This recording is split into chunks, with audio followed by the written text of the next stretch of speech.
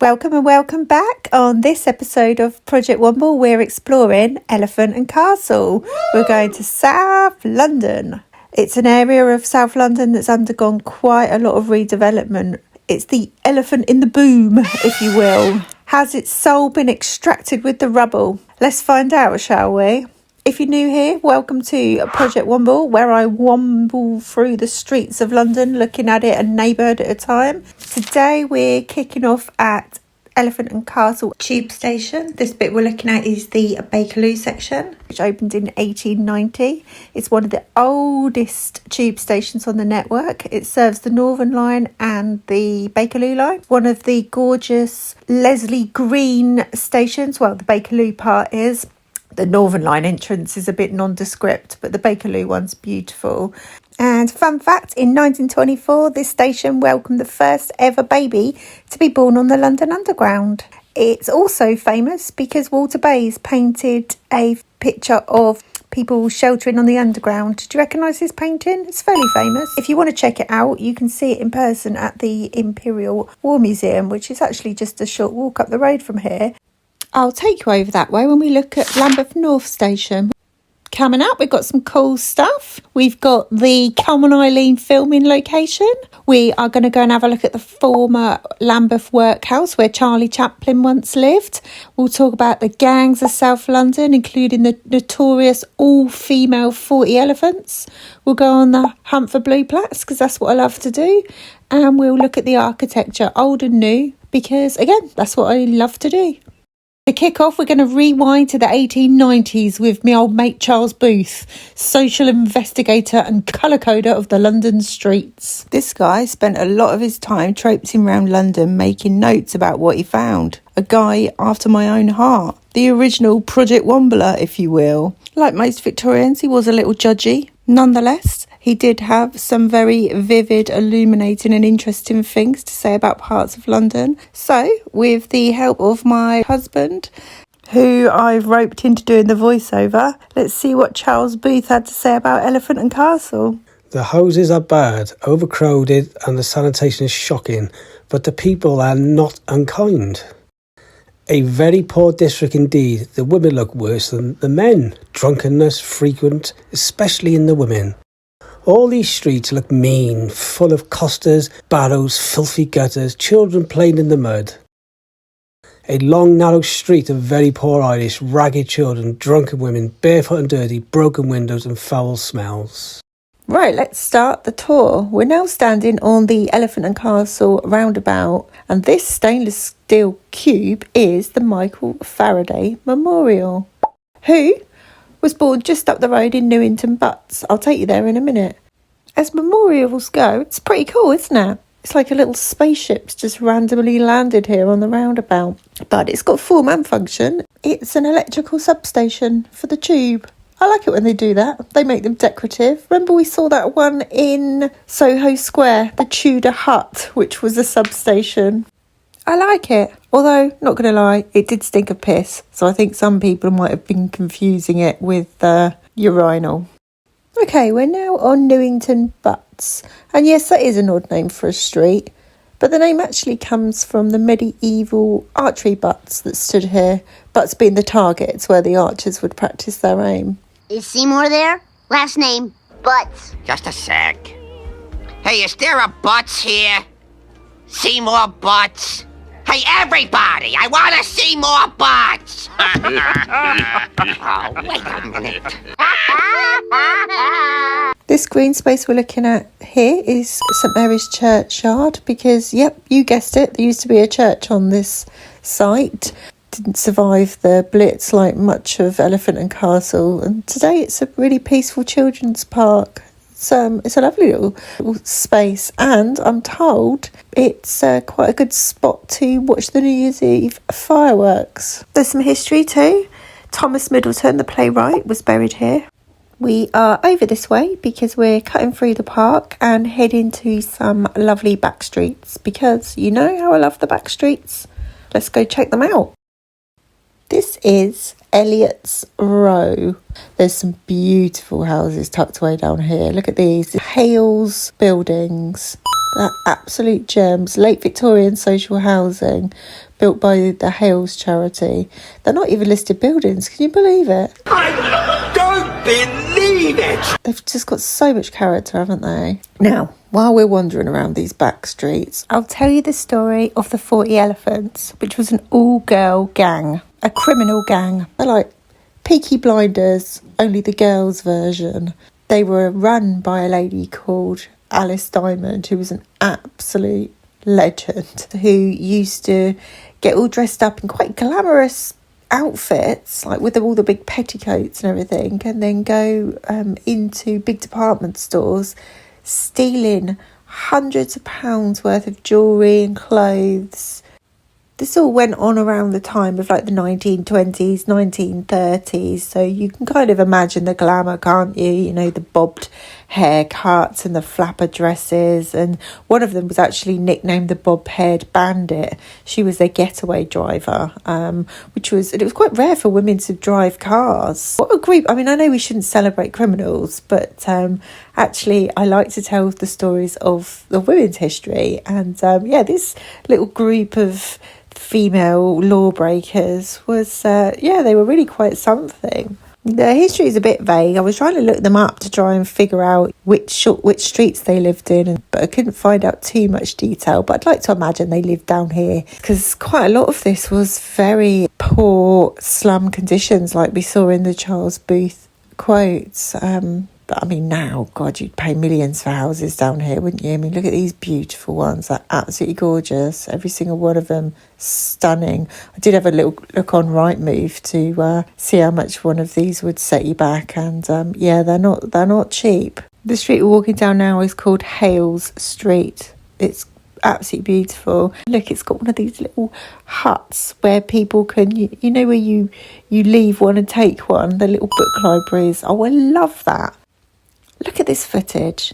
Do you know, I just love it when you've got the Victorian terrace houses with the skyscrapers in the background. I know it's not for everyone, is it? But I just love that juxtaposition between old and new, especially if there's a bit of greenery in the shot. That, to me, is London. Oh, come on, Eileen. Recognise this? Yep, that's where they filmed the video for Come On Eileen, or Come On Eyelid, as we used to chant at my best mate Lydia at school.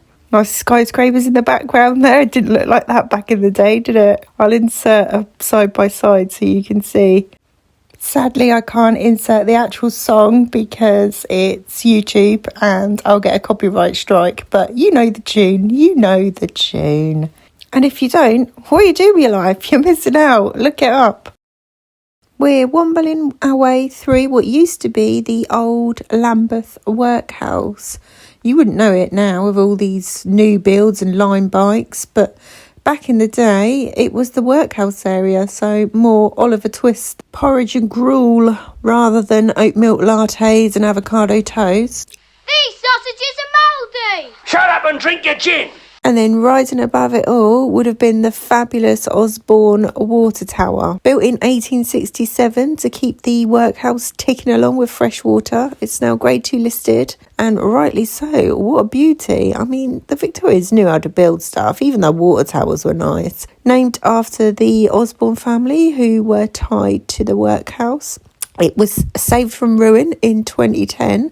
It had the full grand designs and makeover treatment, and they turned it into a swanky 5-bedroom house with a massive glass cube plonked on the top, like some Bond villain living in a lair. I wouldn't mind living there. Little Rapunzel tower with a glass box on the top. Look at this beauty. This place used to be the admin building for the Lambeth Workhouse, a workhouse that gained notoriety thanks to the undercover journalist called James Greenwood, who snuck in, dressed as a vagrant, and spilt the tea, exposed the workhouse as a filthy, overcrowded and completely dehumanising place. Guess who else stayed here? Only Charlie blinking Chaplin. What the dickens? Yeah, little Charlie was living the hard knock life. Back in the day, this is where he was, in the Lambeth Workhouse. He grew up round here before he hit the big time. We'll see a blue plaque for him in a bit. These back streets round here are definitely worth exploring. We're heading on to Renfrew Road, which is, all of this forms part of the Renfrew Road conservation area. This building we're looking at now is the former Lambeth Magistrates Courts. I mean, can you imagine the mischief that used to pass through these doors back in the day? Bet they saw loads of drama, more drama than an episode of EastEnders, I reckon. You can't tell me what to do, you ain't my mother! Yes, I am! But, plot twist, it's now a Buddhist centre. So from wrong-uns to seeking inner peace. What a pivot. Again, look at the beautiful architecture, old and new, next to each other. I love that. You got the Grade 2 listed buildings in the foreground and the skyscrapers in the background. Next up, we've got the Pullens Buildings, the last surviving Victorian tenement buildings in London. Aren't they beautiful? Built by James Pullen, a former brickie turned master builder. You got the full gambit of Victorian gorgeousness here, haven't you? The full package, tall sash windows, ornamental brickwork, arched doorways, wrought iron balconies, proper scroll work. It was a popular estate, and these houses were snapped up really, really quickly, mostly by like police officers and things. Sadly, though, by the 1970s, they went really downhill, and the council wanted to knock them down, but the locals weren't having any of it. Residents staged a full-on rebellion. Squatters, activists, the lot. I mean, imagine, like, Peggy Mitchell leading the charge. Get out of my square! And all that, chaining themselves to the railings. And as you can see, they were successful because the buildings are still here. The whole site forms a conservation area now, so they're here to stay. And you've probably recognised them actually because they're used quite often for filming. Usual sort of stuff, period dramas, Call the Midwife, that sort of thing. And it was also used in The King's Speech for where Lionel, the speech therapist, lived. They've made the buildings really grubby, but you can definitely make out the shape of that door. Have a look, I'll insert the footage.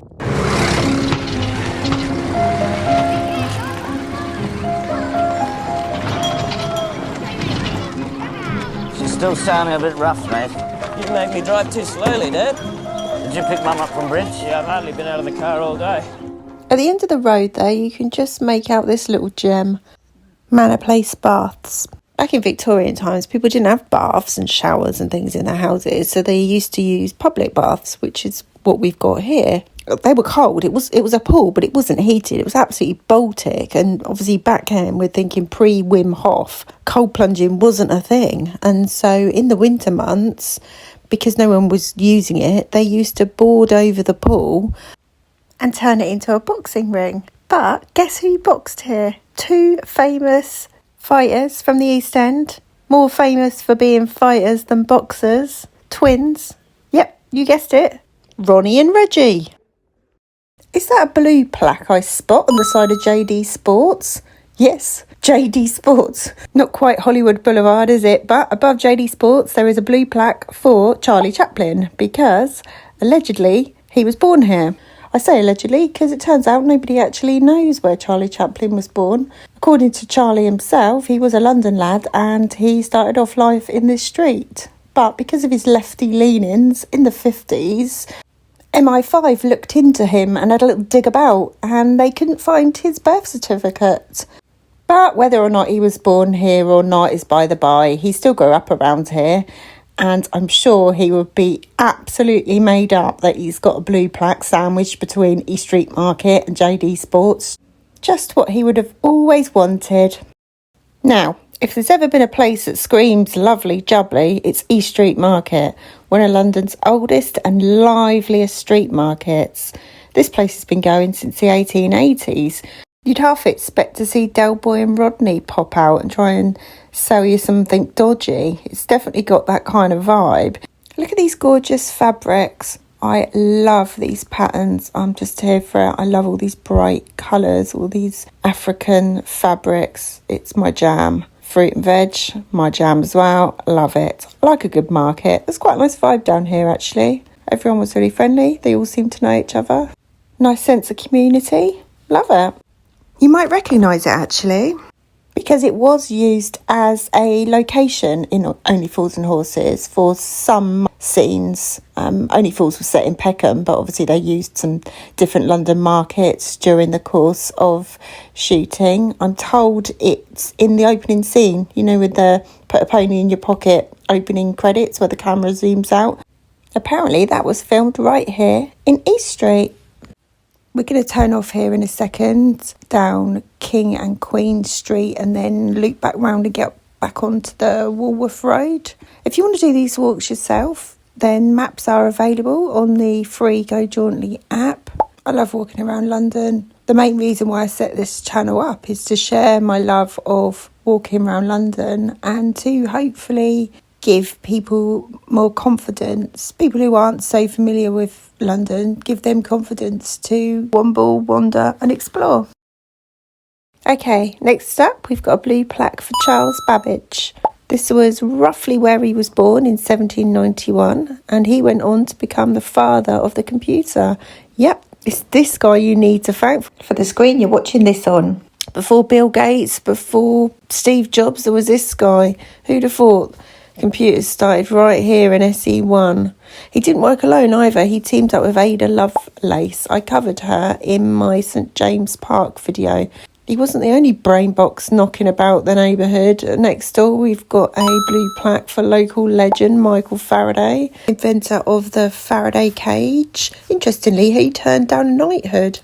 Oh, feast your eyes on this beauty. I love an Art Deco building. It's grade 2 listed, built in 1937, and it was the Walworth Health Clinic, built before the NHS. So this is quite groundbreaking, really. In an era where healthcare was patchy at best, this was, you know, quite a thing. This whole area was flattened during the war.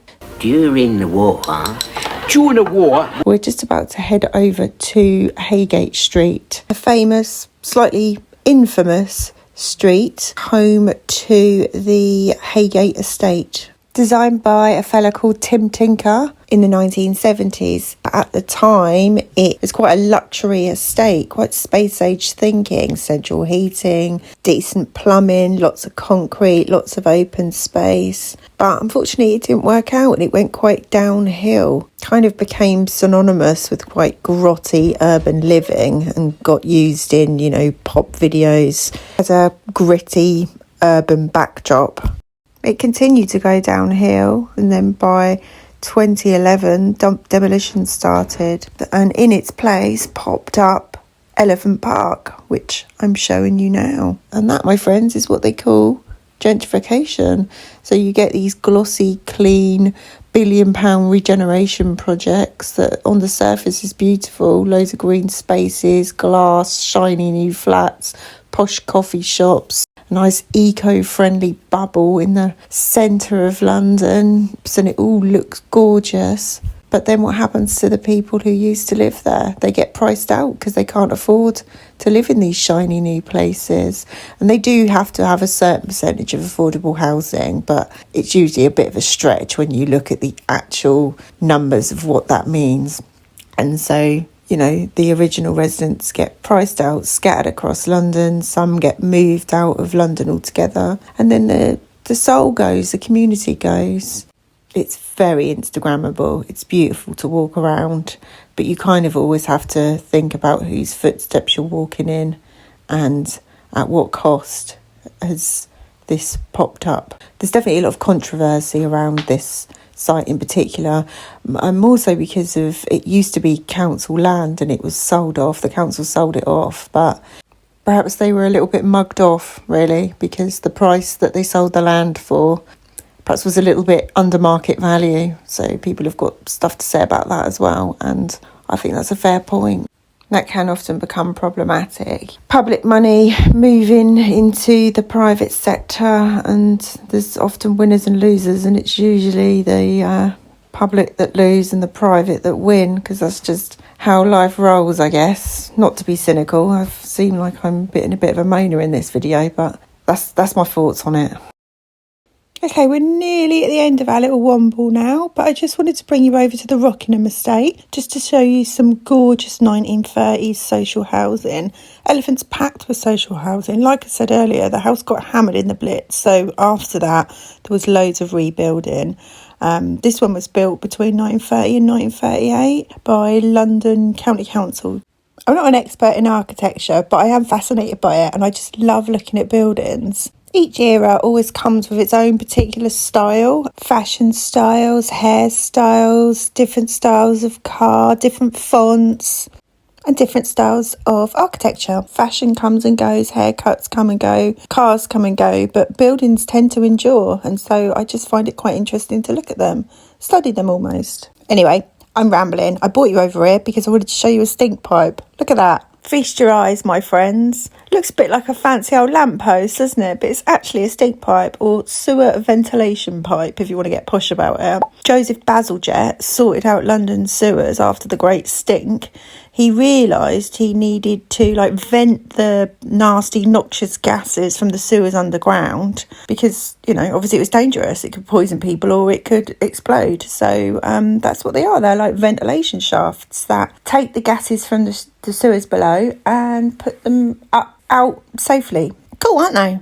All right, last stop before we head back to Elephant and Castle Tube Station, and it's an absolute classic. This bold cluster of blocks is Metro Central Heights, but when it opened in 1963, it was Alexander Fleming House, designed by none other than Erno Goldfinger.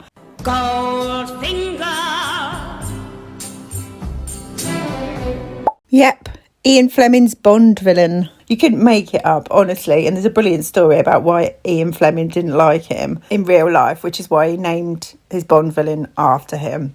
But anyway, this used to be the headquarters of the Ministry of Health, but ironically it then became nicknamed HQ of Sick Building Syndrome because it was really horrible, full of asbestos and not a nice place to work. The Ministry of Health moved out and it was left empty for a bit, and then in the 90s it kind of got a bit of a glow up and got converted into Metro Central Heights, so it's all like trendy flats now. It was one of the first kind of old office buildings to be converted into flats. So a bit of a trendsetter, I suppose, a bit of a trailblazer, because that's what they do with all the old buildings now, don't they? Everyone's working from home, so they just convert them all into trendy flats. No need for offices anymore.